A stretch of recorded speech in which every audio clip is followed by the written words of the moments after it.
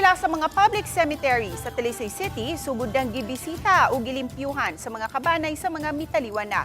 Samtang security preparation sa kalagkalag nakahanay na. Ano ang report ni Fem Marie Dumabo? Kapinusa ka semana na lang og handumo na usabang adlaw sa mga kalagog Santos. Hinungdan nga sa dakbayan sa Talisay, nakahanay na ang mga security preparation sa Talisay City Police.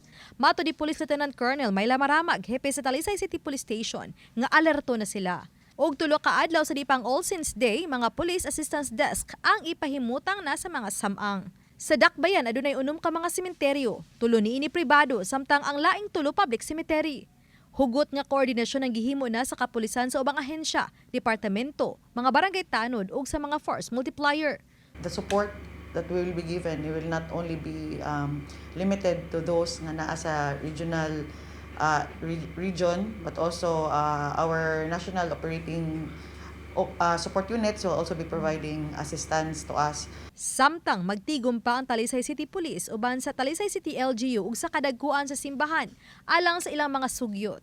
Irekomendar sa Talisay City Police nga idili gyud gihapon ang pagpasulod sa ilim ng makahubog, hait nga mga hinagiban ug uban pang mga kontrabando. We are already coordinating with the local government unit, especially sa atong traffic decongestion and also the schedules that we will be having. So since this is a solemn activity man dili lang unta gyud ta magdala pod og kanang mga liquors or mga videoke.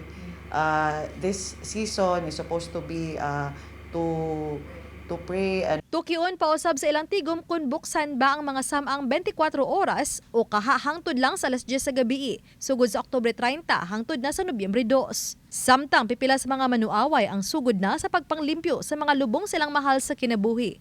Sama na lang dinhi sa Kansuhong Cemetery. Oba ni Cleofer Lumayag, Fem Marie Dumabok. Balitang Bisdak.